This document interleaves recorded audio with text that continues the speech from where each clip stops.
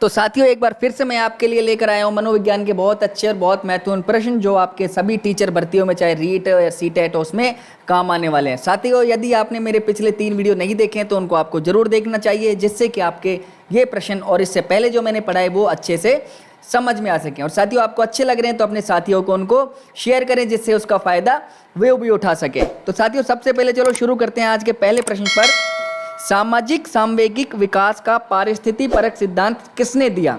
साथियों देखिए ये जो सिद्धांत हैं सामवेगिक सिद्धांत, ये किसने दिया? इस तरह के और भी कई सारे सिद्धांत हैं जो मैं आपको आने वाले प्रश्नों में बताऊंगा। तो देखिए एक विद्वान का नाम इसमें यूरी ब्रॉनफेनबर है, एरिक्सन, हाल या फिर रूसो। तो साथियों इसका उत्तर है यूरी ब्रॉनफेनब्रेनर, यानी कि इन्होंने ये सिद्धांत दिया था। इस सिद्धांत में इन्होंने बताया था कि बच्चे का जो विकास है उसकी व्याख्या सामाजिक संदर्भ में किस प्रकार से की जा सकती है, यानी बच्चे का जो विकास है वो सामाजिक रूप से कैसे होता है, ना सिर्फ पारिवारिक या नैतिक बल्कि सामाजिक विकास भी उसका होता है। साथियों देखिए दूसरा प्रश्न हम देखें, ब्रॉनफेनब्रेनर जिन्होंने कि सिद्धांत अभी दिया था, इनके पारिस्थिति परक सिद्धांत के अनुसार पर्यावरणीय तल के कितने स्तर हैं? साथियों पर्यावरण तल क्या होता है, स्तर कितना होता है, ये आपको मेरे जो और वीडियोस जो मैं पढ़ाऊंगा उसमें मिल जाएगा। तो फिलहाल के लिए कितने तल के स्तर होते हैं? तो 5 हैं। शॉर्ट में मैं आपको बता दूं, और जो 5 इन्होंने तल बताए हैं, लघु मंडल, मध्य मंडल, बाह्य मंडल, बृहत मंडल और घटक मंडल, ये 5 पर्यावरणीय तल के स्तर उन्होंने बताए हैं। साथियों तीसरा प्रश्न देखते हैं, विद्वान कोहलबर्ग ने नैतिक विकास की कुल कितनी अवस्थाओं का वर्णन किया है? तो साथियों देखो अभी उन्होंने जो विद्वान ब्रूनफेनर गए थे उन्होंने मनोसामाजिक विकास दिया था, अब इन्होंने कहा है कि नैतिक विकास, ये नैतिक विकास का सिद्धांत किसने दिया? कोहलबर्ग जी ने दिया, और जीन पियाजे ने भी दिया था। यहाँ पे प्रश्न बनता है कि नैतिक विकास का सिद्धांत किसने दिया? तो कोहलबर्ग ने और जीन पियाजे दोनों ने दिया था। यदि दोनों में से एक आंसर होता है तो हम लिख सकते हैं। अब यहाँ पर उन्होंने बताया है कि नैतिक विकास की कुल कितनी अवस्थाएं होती है, तो इसका उत्तर है साथियों 6। इन्होंने देखिए 2 अवस्थाओं को एक साथ रख के अध्ययन किया था इन्होंने, यानी कि 3 इन्होंने स्तर लिए थे और उसमें 6 अवस्थाएं थी। पहला प्री कन्वेंशनल यानी कि पूर्व परंपरागत स्तर, दूसरा कन्वेंशनल स्तर यानी कि परंपरागत स्तर, और तीसरा पोस्ट कन्वेंशनल स्तर यानी कि पश्च परंपरागत स्तर। चौथा सवाल देखिए साथियों, मानसिक संरचना की व्यवहारगत समांतर प्रक्रिया या किसी उद्दीपक के प्रति विश्वसनीय अनुक्रिया क्या कहलाती है? प्रश्न को एक बार फिर से हम पढ़ेंगे, मानसिक संरचना की व्यवहारगत समानांतर प्रक्रिया या किसी उद्दीपक के प्रति विश्वसनीय अनुक्रिया क्या कहलाती है? तो साथियों नारीसेज में परचुनेट, डिम्बा या स्कीमा। परचुनेट आपने मेरे पिछले वीडियो में देखा होगा तो आपको समझ में आया होगा। इसका उत्तर है साथियों स्कीमा। स्कीमा क्या होता है? देखिए कि जीव विज्ञान का, बायोलॉजी का शब्द है ये, और जो डिम्बा होता है वो भ्रूणिक अवस्था को कहते हैं। भ्रूणिक अवस्था क्या रहती है? जिसमें शिशु बहुत छोटा होता है, मैंने पहले आपको बताया, और उसका जो पिन होता है उसके हेड के बराबर उसका सर होता है शिशु का। और डिम्बा जो है भ्रूणिक अवस्था को कहते हैं जिसकी अवधि गर्भधान से 2 सप्ताह तक होती है। देखो साथियों परचूनेट मैंने आपको बता दिया, डिम्बा मैंने आपको इसमें बता दिया, और स्कीमा भी मैंने इसमें आपको बता दिया है। जिसको समझ में नहीं आया मेरे पुराने वीडियो देख सकता है। अब देखिए साथियों युक्ता क्या होता है? युक्ता इसमें एक टर्म है, क्या होती है वो? भ्रूणिक अवस्था, भ्रूण अवस्था, भ्रूणावस्था या शैशवावस्था। तो साथियों देखो उसका उत्तर है भ्रूणिक अवस्था। जैसे मैंने पहले बताया इसमें शिशु अंडे की शक्ल का होता है और इसका आकार पिन के हेड के बराबर होता है। जो अपनी सेफ्टी पिन होती है उसके जो सर के उसके ऊपर लगा रहता है, जो बंद करने के लिए एक होता है हेड उसका होता है, उसके बराबर में शिशु का आकार होता है। अब हम चलते हैं छठे प्रश्न की ओर। श्रीमान रॉस ने विकास की कितनी अवस्थाएं बताई हैं? साथियों रॉस जो एक विद्वान थे उनके हिसाब से विकास की कितनी अवस्थाएं हैं? तो साथियों इसका उत्तर है विकास की रॉस महोदय ने 5 अवस्थाएं बताई हैं। 5 कौन कौन सी है सर बताओ? मैंने कहा गुरु बेटा अभी बताता हूँ। देखिए 5 अवस्थाओं में पहली है शैशव अवस्था जो जन्म से 2 वर्ष तक चलती है। उसके बाद में पूर्व बाल्यावस्था जो कि 3 वर्ष से 6 वर्ष तक चलती है। उत्तर बाल्यावस्था 7 से 12 वर्ष तक होती है। किशोर अवस्था 13 से 18 तक होती है और प्रौढ़ अवस्था 18 वर्ष से ज़्यादा की होती है। ये विकास की 5 अवस्थाएं श्रीमान रॉस ने बताई है। 7वां सवाल देखिए साथियों, निम्न में से कौन सा गर्भ अवस्था को प्रभावित नहीं करता है? साथियों माफ़ी चाहूँगा टाइपिंग में थोड़ी गलती हुई है, इसमें प्रभावित नहीं करता है प्रश्न को हम ऐसे पढ़ेंगे, इनमें से कौन सा गर्भ अवस्था को प्रभावित नहीं करता है। यानी कि जब माताएं, जब लड़की या महिला होती है वो माँ बनती है तो उस समय पे वो प्रेग्नेंट होती है, तो उसको कौन सी जो ऐसी चीज़ें हैं जो उसको और उसके बच्चे को प्रभावित नहीं करती हैं, इफेक्ट नहीं डालती हैं। तो माँ का आहार यानी माँ जो खाती है उसका प्रभाव नहीं पड़ता है, या शराब या तंबाकू के सेवन का प्रभाव नहीं पड़ता है, या माता पिता की आयु का नहीं पड़ता है, या फिर उनकी माँ की शिक्षा का स्तर का। तो साथियों देखिए, इसमें खान पान का, तंबाकू का और मानसिक स्थिति का, आयु का, सबका प्रभाव पड़ता है, लेकिन शिक्षा के स्तर का प्रभाव यहाँ पर नहीं पड़ता है। तो इसका उत्तर है 4, शिक्षा का स्तर। टाइपिंग में गलती हुई थी, उस प्रश्न को फिर से बता दूं, निम्न में से कौन सा गर्भ अवस्था को प्रभावित नहीं करता है। तो क्या नहीं करता है? शिक्षा का स्तर नहीं करता है। देखिए, गर्भ अवस्था के लिए माता की सर्वश्रेष्ठ आयु 21 से 28 वर्ष के बीच में होनी चाहिए, तथा पिता की जो आयु 30 से 34 वर्ष के बीच में सर्वश्रेष्ठ आयु मानी जाती है।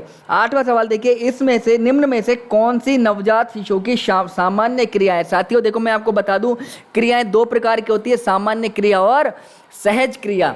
सामान्य क्रियाएं होती हैं जिसमें कि बच्चा अपने आप अपने अंग में या फिर कुछ चीज़ महसूस करता है शरीर के अंदर से, तो वो करता है। और जो सहज क्रिया दूसरे तरह की होती है, उसमें होता है बच्चे को कोई बाहरी फोर्स डाला जाए या बाहरी चीज़ से प्रभावित होता है, तो उसको सहज क्रिया कहते हैं। तो देखिए, स्पर्श करने पर हंसना, ये बच्चा खुद अपने अंदर से ही हंसता है, या अपने हाथ लगाते हैं तो करता है, या भूख में वो रोता है, भूख लग रही है उसको तो वो रो रहा होता है, या किसी हाथ पैर में उसके दर्द हो रहा होता है तो भी वो एक सामान्य क्रिया हो सकती है। लेकिन आँख में रोशनी डालने पर आँख बंद करना, ये एक सामान्य क्रिया नहीं है, ये एक सहज क्रिया है। क्यों? क्योंकि उसकी आंखों पे हम रोशनी डाल रहे हैं, एक बाह्य उद्दीपक उसके काम कर रहा है, जिसकी वजह से वो अपनी आंखों को बंद कर रहा है। तो ये एक सहज क्रिया है, ना कि सामान्य क्रिया है। बाकी जो ऊपर की तीनों क्रियाएं हैं वो सामान्य क्रियाएं। तो इसका उत्तर है 1, 2 और 3। चलो साथी, 9वां सवाल देखते हैं, इसमें से कौन सी उत्तर बाल्य अवस्था की विशेषता नहीं है। तो साथियों, पहले मैं आपको बता दूं, उत्तर बाल्यावस्था की जो आयु है 7 वर्ष से 12 वर्ष की मानी जाती है।